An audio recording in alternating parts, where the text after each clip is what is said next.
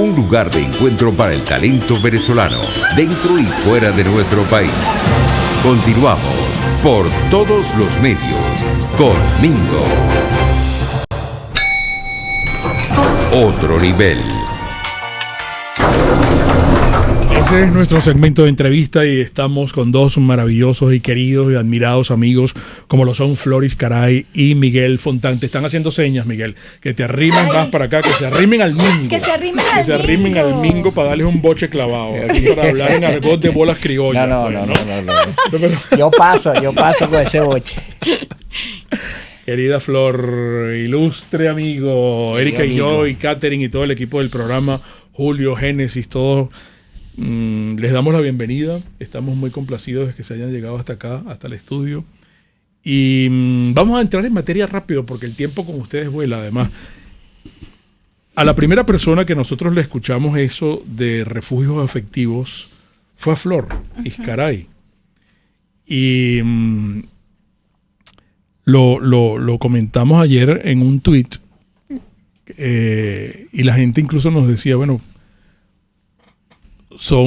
eso es cariño, eso es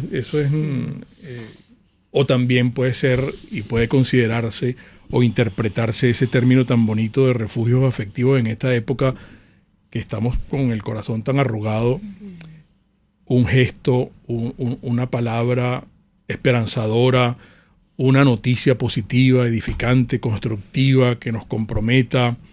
Es algo entre las parejas, es algo familiar, es algo que puede trascender a la sociedad. Quisiera que tú nos contaras de dónde nació esto que tú has acuñado de manera tan certera, refugios afectivos. Me parece tan precioso el término, pues, ¿no? Bueno, buenos días una vez más. Gracias por la oportunidad y el reto, ¿no?, permanente de reflexionar y de pensarnos. Cuando me invitaron a compartir esto, bueno, sentí ese reto de cómo uno habla estas cosas en medio de tanta tragedia y de tanto desastre, sobre todo en lo que hemos conocido con lo que es lo político, ¿no? Y entonces, bueno, no es un asunto de la psicología, que sí lo es, pero de la manera en que lo hemos pensado, bueno, entre amigos, entre colegas, entre estos venezolanos que nos desgarramos por este país. Lo vemos más como una acción más dentro de lo que yo también he llamado la metapolítica, pues tenemos como que desarmar muchas cosas, ¿no? Yo escuchando el inicio del programa, las noticias, la reflexión de la vecina de Mingo, todo eso, uno dice, bueno, ¿qué es la política, no? Y con el ciclo en el que estuvo Miguel, Víctor, Neomar y otros profesores, yo digo, bueno, es que creo que tenemos que pensar de otra manera la política, otro sentido de lo político, y bueno, y esto de los refugios no es algo como que nuevo, ¿no? Lo he conseguido mucho en cómo las personas que desde el siglo pasado vivieron experiencias totalitarias fueron como sobreviviendo, restaurándose de todo este debacle, no solamente económica y material, sino también espiritual. Y es tan difícil hablar de eso, de lo espiritual, del alma en lo político, que es un poco lo que yo hago el llamado, ¿no? Buscar otros sentidos de lo político, porque sin esa base o sin ese sustrato cultural, moral, ¿cómo después hablamos de la política? Y bueno, un poco, no sé, Miguel. Sí, no, fíjate, Miguel, yo anoté aquí pensar de otra manera la política. Entonces ¿será que nosotros como venezolanos estamos raspados en política? ¿Y cómo conectar esto con ese término tan maravilloso que es de Flor, refugios afectivos? Bueno, gracias por la invitación. Antes que nada, gracias por permitirme compartir con el panel con Flor, que siempre es un verdadero privilegio.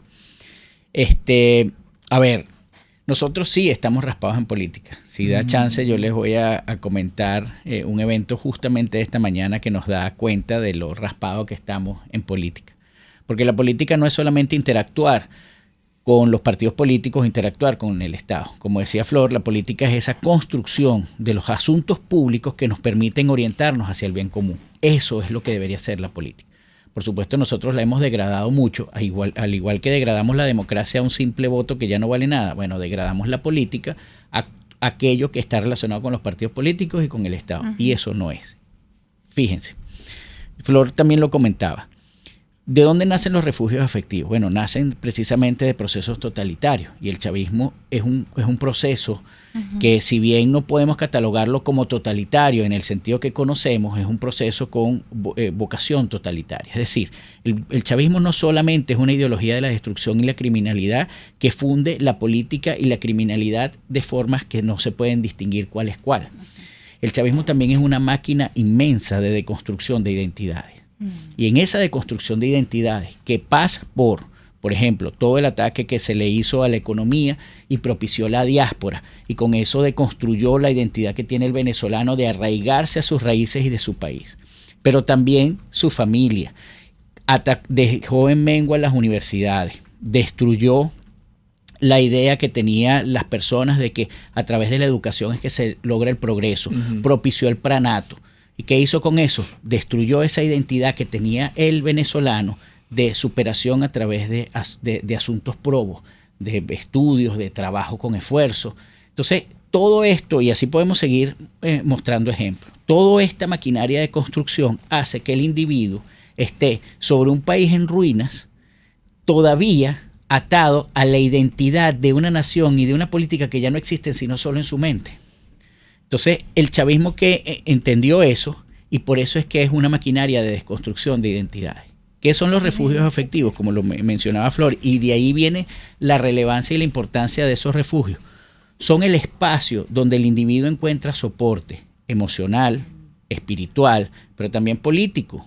Ahí es donde hace la reflexión, como decía Flor, para hacer la pedagogía política, porque la pedagogía política no es ir a un aula. Hay gente que dice, no, pero es que yo no hago pedagogía política porque yo no doy clase. No, la pedagogía política tú la haces todo el tiempo, porque tú eres un sujeto, cuando apareces frente a otro, un sujeto político. En la medida que tú puedas armar un discurso, armar una intencionalidad, armar una forma de ser y estar en el mundo, tú estás haciendo pedagogía política, tu pedagogía política. Y cuando la compartes con el otro, entonces ahí viene toda una transformación y un tejido social. Eso es. Como, para abonar un poco en la reflexión de Miguel, por eso yo prefiero como la metapedagogía, porque cuando históricamente sabemos que es como bajar línea, que el ciudadano repita lo que uno quiere, y no, esto es deconstruir, de desarmar lo que ya no nos está sirviendo y no nos está siendo útil, y sobre todo, por eso, y abono aquí con Miguel, cuando nos referimos a refugio afectivo es desde lo político. Porque bueno, cada quien en lo particular o en lo íntimo, bueno, hay gente que va a los terapeutas, hace yoga, tai chi, sube el ávila, o sea, pero cuando nosotros queremos darle ese toque de lo político, porque hay que restaurarlo, porque frente a la frustración, al desencanto, al no asirte de alguien que te... Porque bueno, el ciudadano necesita a ese político, convencionalmente hablando, que bueno, que lidere y frente al cual nosotros podamos acudir, porque bueno, la política no... O sea, conducir lo común no es como que todos lo vamos a hacer al mismo tiempo, hay unos canales. Y por eso queremos hacer énfasis cuando hablamos de refugio político desde esa metapedagogía que nos ayude no solamente como a desahogarnos y a hacer catarsis, sino que nos ayude a construir, a Entonces, ser por creativos. ejemplo, para que todos intervengamos y también para que Erika, que tiene también seguramente muchas preguntas para ustedes, pudiéramos decir, es lógico, es acertado decir que esta gente que asaltó el poder, su estrategia fue enfermar la sociedad venezolana. Y entonces hoy tenemos una sociedad sin valores, o no voy a decir sin valores, sino con unos valores distintos, y por eso no nos identificamos. Yo no sé si a ustedes a veces les ocurre que no... bueno, ¿qué es esto? Esto no estoy en Venezuela, ¿qué es esto? ¿En dónde estoy? ¿Qué es esto que ha ocurrido? ¿Dónde está el país? Pues, ¿no? ¿Qué nos ha pasado? Y entonces interpreto que Flor, y en este caso tú también, como lo hablan en el ámbito político, pues contamos con los refugios afectivos para hacerle frente a esta estrategia de esta gente que no se cogió para ellos el país y la sociedad, pues, ¿no? La pervirtió de tal manera que tenemos una en donde nosotros nos sentimos cómodos, No, Flora ha dicho un término y perdona que te lo diga porque lo deberías decir tú, pero yo te lo he escuchado. Nosotros somos diáspora dentro de la propia Venezuela, porque vivimos, como habíamos hablado antes, bueno. Vivimos en un país que no reconocemos. Wow. ¿Por qué? Porque nuestra identidad está atada a una nación y a una política que ya no existe. Y efectivamente, el chavismo, como todo proceso revolucionario, lo que buscó es destruir todo. No se puede hablar de antivalores o que no existen valores, porque puede ser unos valores perversos. Lo que sí podemos decir categóricamente es que esta sociedad no tiene virtud, y menos los políticos. Y una de las características de esos refugios afectivos, ¿verdad?, que son, como habíamos mencionado antes, son el soporte para descargar nuestras frustraciones, tener una retroalimentación que nos permita seguir con la cruel cotidianidad, pero también es un intercambio de asuntos que nos son comunes, nos en plural, ¿verdad? Nos son comunes para poder empezar a tejer algo que permita hacer resistencia frente a este totalitarismo. Los refugios afectivos son unas especies de intersticios dentro de una dinámica de destrucción, que lo que hacen es precisamente fortalecerte el alma, pero también permitirte la discusión política para que no caigas en masa, para que no seas masa. Entonces sí, efectivamente, el chavismo es un proceso de destrucción que lo primero que hizo fue sacar la virtud de los espacios. Y los vemos, pues.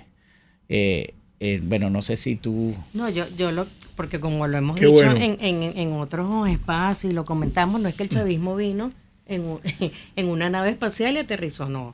El chavismo lo que hizo fue potenciar lo que la banalidad, y que bueno, no es baladí la conexión con la banalidad del mal, pero esa banalidad de la sociedad venezolana que no pensaba lo político, sino ocasionalmente voy a votar y me voy a después hacer la parrilla y tomar la cerveza en la casa.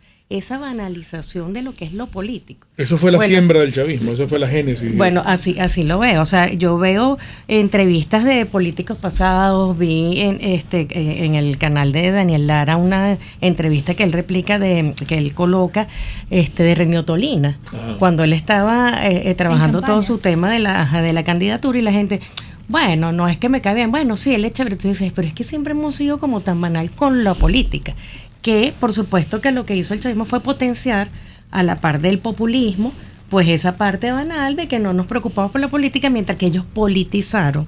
Y ahí entro en unos rasgos de lo que Aren habla, que es parte de esta vocación totalitaria, politizar la vida. Ellos hacen eso, mientras que el otro extremo o las otras partes, bueno, no pensaban lo político.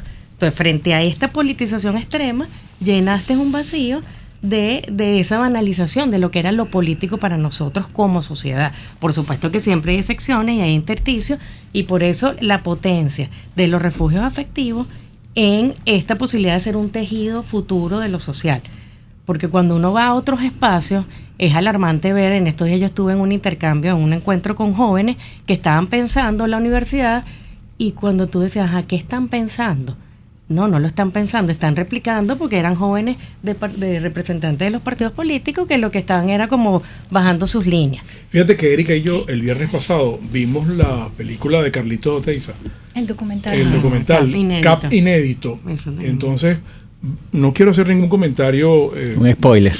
No, amenaza de spoiler. Quiero más bien decirles, vayan a verla para que se formen su propio criterio y tengan sus propias conclusiones.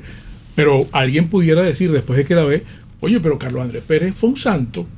Fue un santo después del trabajo de Carlitos, que estudiamos juntos, nos graduamos juntos en la Universidad Católica. Y el trabajo de investigación de Carlos siempre ha sido fabuloso como historiador, y su aporte con toda la documentación de Bolívar Film. Pero saquen ustedes sus conclusiones, a lo mejor, porque lo comentamos Erika y yo al salir del programa. Entonces, Cap fue un santo, no quebró ni un plato.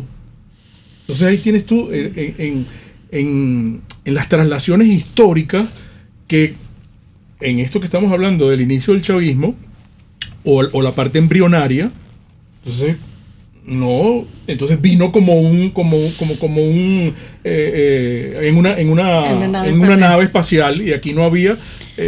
Qué buenos éramos, y esta gente destruyó todo. No, esto empezó antes, ya ¿vale? venía, eso ya venía. Por favor. Por supuesto que empezó antes. Lo que pasa es que comparado los de antes con los de ahora, pues los de antes eran unos santos, eso sin duda alguna, ¿no?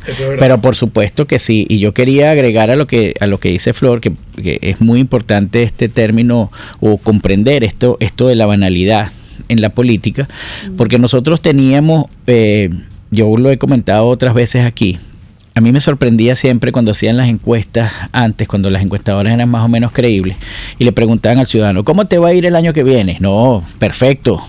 ¿Y cómo le va a ir al país el año que viene? Yo creo que al país le va a ir mal. Entonces esa disociación del ciudadano que le va bien en un país que le va mal, nunca fue un motivo de alerta para aquellos intelectuales que tenían que custodiar esos valores y esa virtud de una sociedad para evitar caer en el chavismo, pero tampoco fue una alerta en los políticos, más bien se aprovecharon de esa disociación cognitiva, porque tú no puedes estar bien en un edificio donde hay puro malandro, eso no existe. Pero y ojo, no es un año, esa encuesta se repitió durante 5 años, y durante 5 años se tuvo el mismo comportamiento. En el 6º año ya tenía el chavismo, no sé si 12 años o 10 años, no recuerdo. Ya el ciudadano decía, me está yendo mal y al país mal. Pero imagínate, o sea, ¿cuánto tiempo tardaste en darte cuenta que la construcción de un país no es de los políticos? La construcción de un país es precisamente de todos los ciudadanos. Los políticos son una consecuencia de una idiosincrasia que ahorita ni siquiera existe, porque ahorita hay una disociación completa entre lo que es una representación política y el ciudadano. Sí. Pero quitando eso por un lado, y por el otro, tú cuando le preguntabas a un ciudadano qué es la política, decía algo cochino y sucio, donde hay ratas. Entonces, ¿qué pretendías tú que iba a salir de allí? Si tú crees que ese espacio es de ratas, tú no vas a tener virtuosos, tú vas a tener ratas. Entonces eso lo que hizo es un espiral. Bueno, llegamos ahora a las mamás. Ya ni siquiera son catalogados de ratas, estos lo superaron, ¿verdad? Entonces, claro, ¿qué tenemos que hacer como ciudadanos? Yo estoy de acuerdo, muy de acuerdo con lo que plantea Flor. Primero, perder la banalidad. ¿Qué podemos hacer como ciudadanos? Vamos a ponerle puntos suspensivos a esto para que haya más tiempo de la explicación. Hoy con dos fabulosos amigos, Floris Caray y Miguel Fontán. Vamos a identificar, amigos, brevemente, y en momentos regresamos. Un espacio para formar la nueva opinión pública venezolana por todos los medios, con Mingo.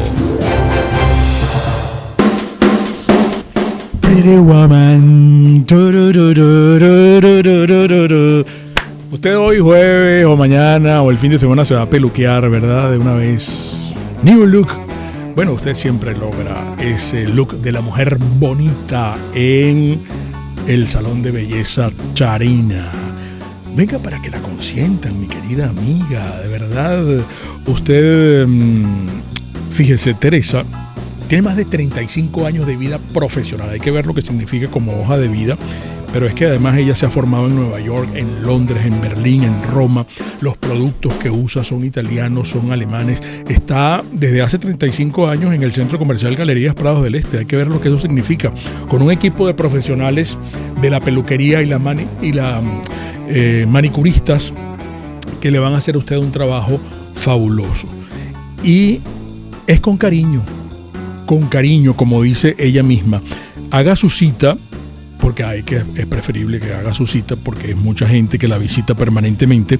0414-222-6577 del Salón de Belleza Charina, para que te traten con cariño. Para Flor, uno de frutas y uno de chocolate, y para Miguel, uno de chocolate y uno de fruta. Son obsequios de nuestros amigos de la pastelería del Corso. Siempre cuando vienen nuestros invitados tan especiales como estos, hay un detalle.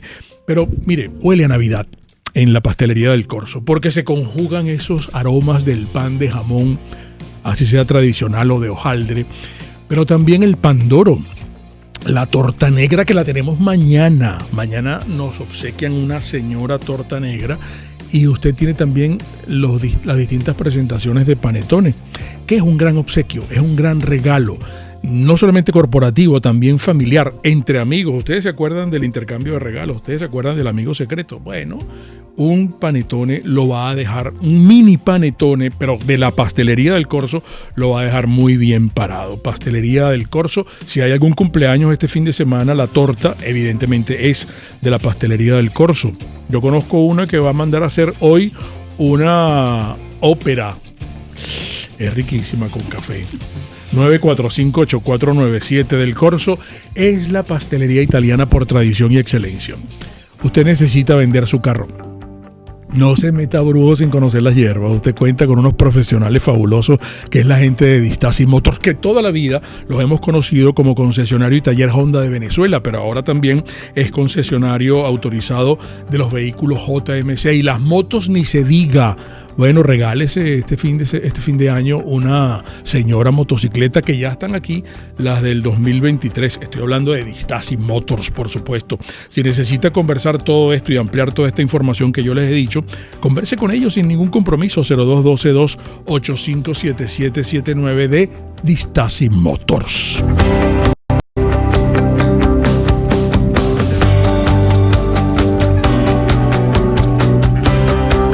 RCR 750 AM, porque lo bueno une. Un periodista espontáneo, frontal, observador, inconforme, con mucho que decir y escuchar. Regresamos por todos los medios con Mingo. Floris Caray y Miguel Fontán hablándonos de refugios afectivos. Interrumpimos a Miguel para que tuviera más tiempo de hablar de qué hacer. Es la esencia del mensaje de Miguel. Además que nos dejaste una intriga de que ibas a contar algo que te había ocurrido esta mañana. Pero yo quisiera hacerles los comentarios que hacen nuestros oyentes, Mingo. Por ejemplo, el señor Juan Santos dice: educar es necesario para que una sociedad pueda prosperar. Sin educación de calidad nunca seremos una sociedad civilizada. Tenemos que salir del chavismo para dejar de ser una sociedad atrasada. Y Belia Leones le pregunta al profesor Miguel Fontán cómo se prepara un sujeto político, cómo se hace eso en esos tiempos donde el régimen tiene el poder y la falsa oposición los apoya. Y Luis Pérez dice: si queremos rescatar la política en Venezuela, son buenos todos estos análisis sociales pedagógicos, pero al final en el país lo que se trata es del manejo transparente de recursos. Es una causa raíz, el dinero. No sé si tú quieres. Bueno, yo antes de continuar la intervención y de conversar sobre lo que nos leía Erika, yo mañana no estoy invitado, pero con esa torta yo vengo. Hablando de refugio. Hablando de refugio. Bienvenido. Voy a empezar por lo invitado de mañana es Neomar Hernández. Bueno, no, que entonces eso está bien. Fabuloso. Un saludo a Neomar, aprovecho la oportunidad. Un abrazo. Voy a comenzar con lo de Isbelia, ¿no? Un sujeto político. Todos somos sujetos políticos. Todos, lo quieras o no. En el momento que a ti la política o las decisiones de lo común te convocan, ya eres un sujeto político. El problema no es ser un sujeto político, el problema es la calidad de sujeto político que tú vas a ser. Porque por supuesto, si tú eres masa, ese sujeto político individual, con criterio y capacidad para pensar por sí mismo y sin tutela, se desvanece y entonces simplemente es algo amorfo en el que le bajan las líneas y todos actúan frente a eso. ¿Es renunciable el título de sujeto político? No puedes renunciar a eso. Igual que no puedes renunciar a ser libre. Incluso si tú dices, no, yo quiero ser esclavo, en esa decisión, esta es una decisión de libertad. Entonces, lamentablemente no es que no podamos serlo, es que lo somos. Ahora, dependerá de la calidad de nosotros, cómo se fomenta. ¿Qué debe hacer un ciudadano? Lo primero que tiene que hacer es mantenerse ilustrado. ¿Ilustrado qué significa? Leer, enterarse de lo que ocurre, reflexionar sobre lo que ocurre, ver cómo yo me siento frente a lo que ocurre. Esa capacidad crítica es fundamental para ser un sujeto político de calidad. Agregar allí que también en esta búsqueda de un nuevo sentido, un sentido distinto a lo político, es pensar ¿para qué sirve la política? Porque estamos tan desencantados. Ujú. Y hay algo que he venido revisando, que es el tema de la obligación por el otro, de que el dolor del otro y de lo que le pase al otro te importe. Porque ¿cuál es la responsabilidad del político? Y aquí somos todos políticos, ¿no? En ese sentido, cuando nosotros nos unimos con el otro y ya armamos una posición frente a lo que pasa, al otro, o al dolor del otro, o al desgarro del otro. Y eso es lo que se ha perdido mucho. Sin ese importarme por el otro, no tiene sentido la política. No tiene sentido esa búsqueda de libertad y esa virtud y dignidad de la que nos ha comentado Miguel. Entonces, antes de ser político, hay que ser ciudadano, hay que volver a esa esencia de lo político, que es que me interese el otro. Porque sin eso lo que hay es corrupción, es aprovechamiento, es vivir en mi privilegio, porque para eso es lo que estamos viendo, lo que son los políticos hoy. Y ahí yo quería, me uno con lo que está comentando Flor, porque precisamente nosotros tenemos que aprender dos cosas. La educación en la academia es una educación básicamente técnica, en el sentido que nos forman para ejercer alguna profesión.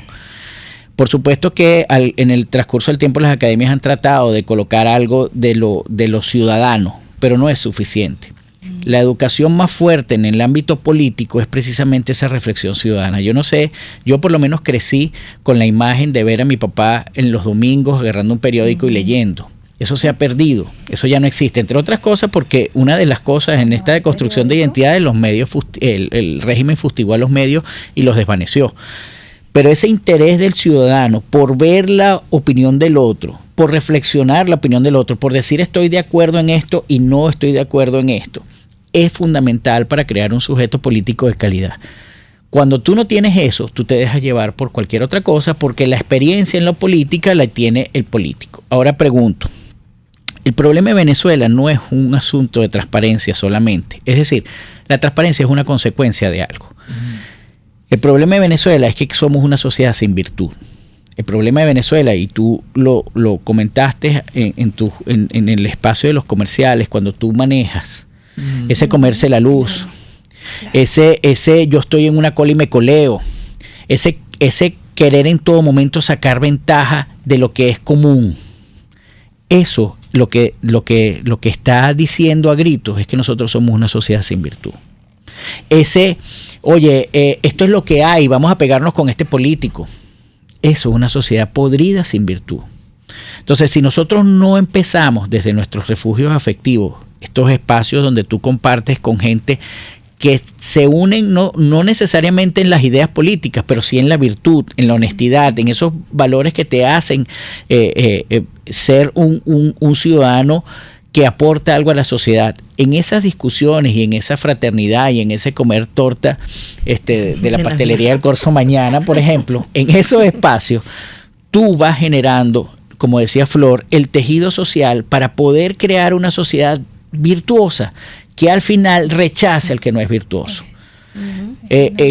Capriles, Rosales, no sé, cualquier otro, Leopoldo, cualquiera de esa fauna de politiqueros que hay, me robo el término de Daniel Lara, cualquiera de esa fauna de politiqueros y estafadores seriales que hay, no nacieron y no se impusieron, solamente vinieron y salieron allí. No, eso es una consecuencia de una sociedad permisiva, alcahueta, que no le gusta pensar lo político, que no le gusta ser incómodo y entonces termina aceptando cualquier porquería que te pongan delante. Sí. No solamente lo dijimos nosotros en el espacio de ¿y tú qué propones? Sino que varios invitados lo han dicho también.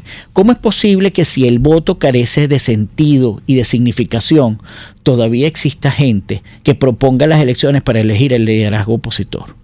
Eso solo pasa porque esa gente a la que estoy apuntando es masa, porque esa gente a la que estoy apuntando estoy seguro que jamás se va a cuestionar para qué voy a votar.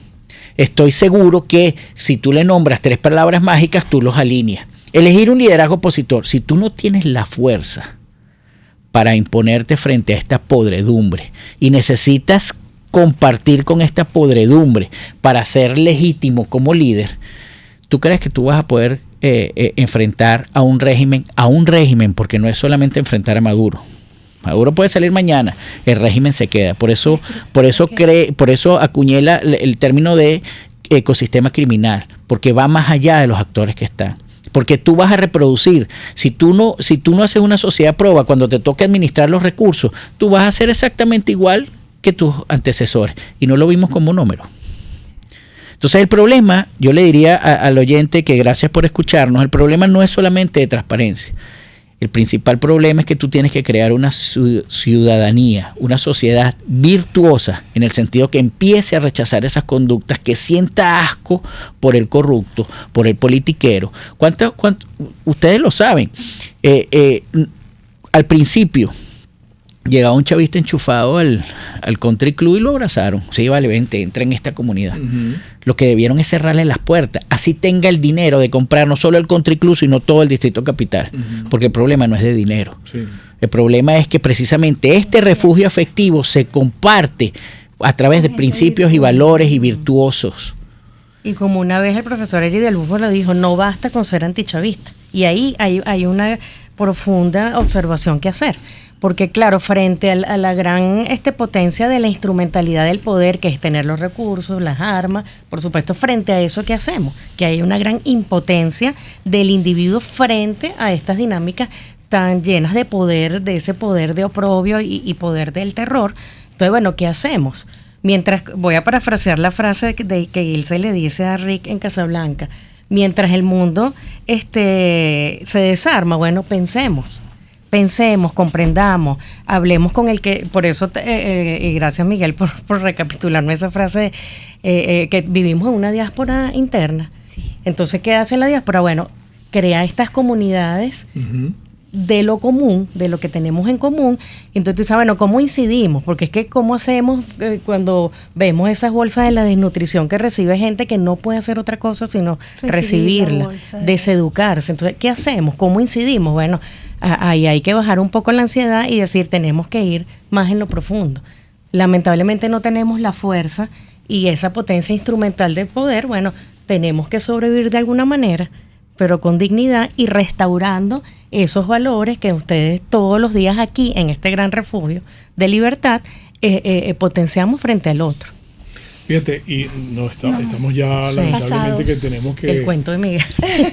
El cuento de Miguel. Lo debo para mañana. No quiero que nos desconectemos del país, pero es que ayer mi vecina hizo una reflexión muy, muy cruda sobre lo que pasa en el mundo. Estamos en el Mundial de Fútbol uh-huh. y van a matar a un futbolista que es un chamo uh-huh. en Irán uh-huh. porque se solidarizó con la muchacha que por llevar el velo mal puesto la mataron también. Uh-huh. Y mi vecina decía, bueno, ¿y por qué esta gente no le dicen no vamos a saltar a la cancha?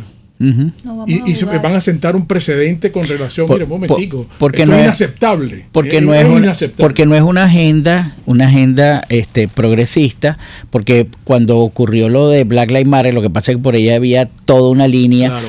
Todos los futbolistas se arrodillaron, ¿verdad? O sí. Casi uh-huh. todos. Muy pocos pensaron y dijeron, eso no puede ser. Como no es parte de esa agenda, pues no pasa nada, o sea, es un hecho aislado, ya está eliminado, verá qué hace. Claro, pero como Flor hablaba de eso de conmoverme, claro, que le pasa al otro. Es que eso es lo que debería ser un ciudadano. Claro. Al amor mundi que llaman. Que mujer, aquí nos escribieron desde Australia, Ricardo, que está bien, que ve todos los programas. Ay, qué bien. Y se solidarizó con la vecina de ayer. Ay, qué bonito. Sí. Mira, tenemos que despedirnos, no vas a contar qué fue lo que te pasó esta mañana, porque vamos a despedirnos con un video que nos mandaron unos panas humorista que dura 1 minuto. Nos podemos escuchar a Miguel 1 minuto antes del video. Fíjate, tú preguntabas, ¿estamos raspados en política? Sí. Esta mañana cuando venía en la autopista, un motorizado, escolta de alguien particular, porque los escoltas oficiales están perfectamente identificados y no estaba identificado, para el tráfico durante 10 minutos.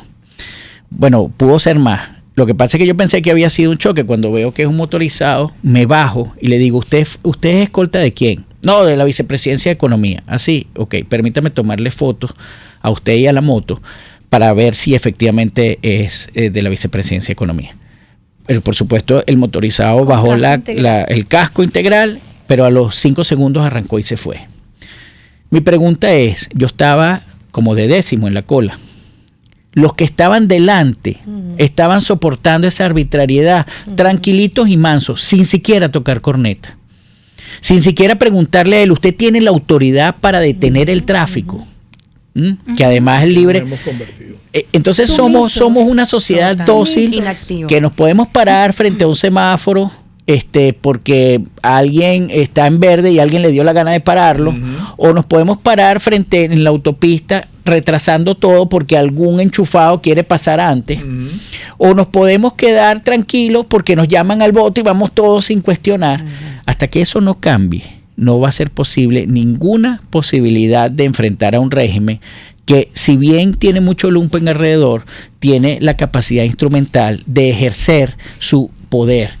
Y frente a eso, lo que nos queda es empezar a crear ese tejido social que nos permita primero identificarnos como ciudadanos, identificar el país que queremos una vez que salga esto. Sí. Y después buscar la fuerza necesaria para enfrentar eso. Pero hasta que eso no pase, estamos raspados en política.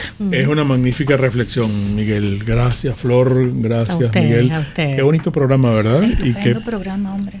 Y sobre todo... tenemos que... Mira, y como el humor también forma parte de los refugios afectivos, sin duda. Vamos a despedirnos con este video que nos mandaron unos panas humoristas que ustedes los van a conocer a todos, los van a reconocer fácilmente. Y recuerden, el comunismo te quiebra las rodillas para que tengas que darle las gracias por las muletas. Hasta mañana. En 2022, nosotros siempre hemos retribuido esa confianza del pueblo venezolano con un maravilloso mensaje navideño, y este no será la excepción. Por eso, he aquí nuestro mensaje de Navidad pomposo y fabuloso para este año 2022. Estamos contentos con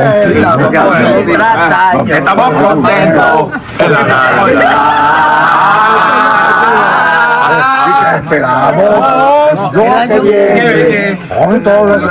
Vete lo que hay. Buen mamando y loco. Trencito. Feliz Navidad. No, sobre amarillo. Busca tu sobre amarillo. Busca tu sobre. No depositaron. No. Más huevos.